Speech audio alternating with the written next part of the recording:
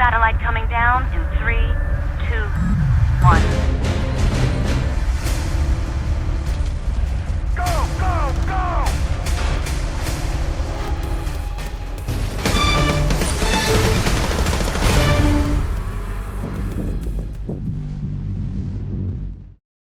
Battlefield 2042 still has a content problem. The largest deficiencies are found in the weapon pools and the map pools.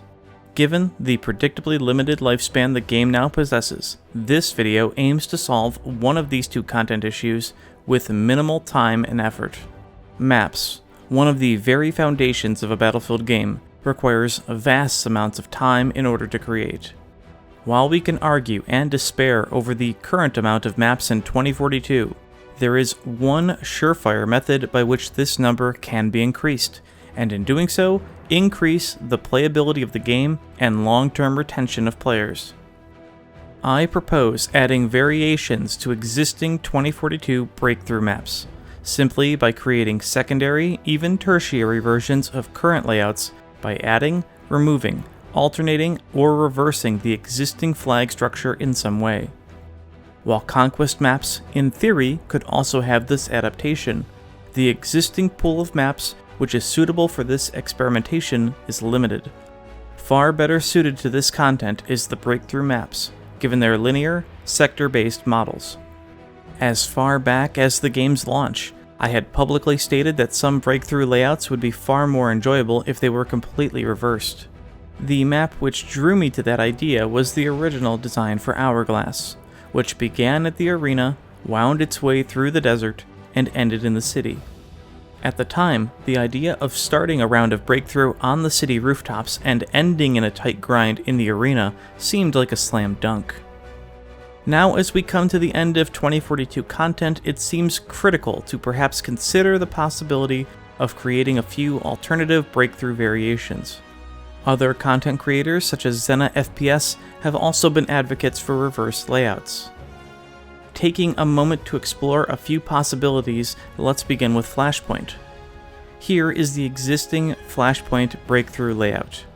It currently progresses from left to right, with the US side attacking. There are two variations we could achieve on this map. First, on the standard layout, when reaching the 4th sector, instead of the D2 flag being located inside the building by the hillside, we can position it in the tunnel below and utilize the underground space seen in Conquest. This allows for the main tunnel entrance, zipline shafts, the so-called fishbowl, and the rarely utilized vehicle elevator to be included. The map could then progress to the next sector as usual. A second variation we can do is simply to reverse the map entirely. In order to avoid confusion when loading into the game, the teams would simply be swapped. The US would now be on the right side, attacking the defending Russian team on the left. We can begin the round in the furthest main deployment base used in Conquest, and make the first sector the solar substation. The battle would then progress sector by sector, the opposite of the standard breakthrough route. Since we start a bit further out, the final sector in this version could end at either the Wellspring access flag or go as far as the water treatment plant.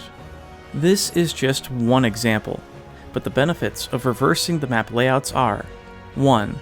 It can be completed without adding any new map assets. 2. It would only, theoretically, take a developer to restructure the sector layout progression and the sector capture radius of each point. And 3. Despite the absolute minimal changes to the map layout, the change in direction would allow players to experience it from a different perspective, and give it more replayability. On a map like Renewal, we can reverse the layout to have the attacking team begin assaulting the plant nursery and research facility, progress to the 2 flags which make up the penultimate sector on the standard version, then swing to new points at each gate, cross the desert to the power station, and then end at the solar array. Orbital may not be suited for a reversal, but you can have the map have a variable layout swing after the 3rd sector. Instead of ending at the launch tower, the map can turn into the tunnel and hillside, and utilize the new bunker objective of the 128-player map. A point around the top bunker and inside the tunnel below would create a wild grind before leading to a fifth and final sector at the refinery down the hill to the south. 2 maps with potentially easy reversals are Discarded and Stranded. Discarded can apply the final sector to end on the new scrapyard flag, while Stranded has 2 reversal options, starting at what would be the standard final sector and working toward the army base, or literally taking the perpendicular path on the corresponding set of conquest flags. I had assumed that Hourglass, with its new rework, would probably have a viable reversal option, but it is evident that this is no longer the case. Not every breakthrough map could or should be altered. Spearhead would need additional resources to make it happen. Reclaimed doesn't have enough on the map to go either way. Kaleidoscope might be possible, but Breakaway, given the verticality, seems unlikely. Lastly, in the interest of map diversity and game content, DICE should also consider introducing new breakthrough variants of both Eureka Harbor and Valparaiso, which could, more or less, follow each map's original rush layout, especially with breakthrough now only being 64 players. Once again, adding these variations would drastically add a sense of freshness when searching for a game, since the possible map pool would be greatly expanded. As far as Conquest goes, this isn't something which is largely achievable without additional assets, but at the very least would expand the breakthrough experience, arguably one of the most popular of 2042.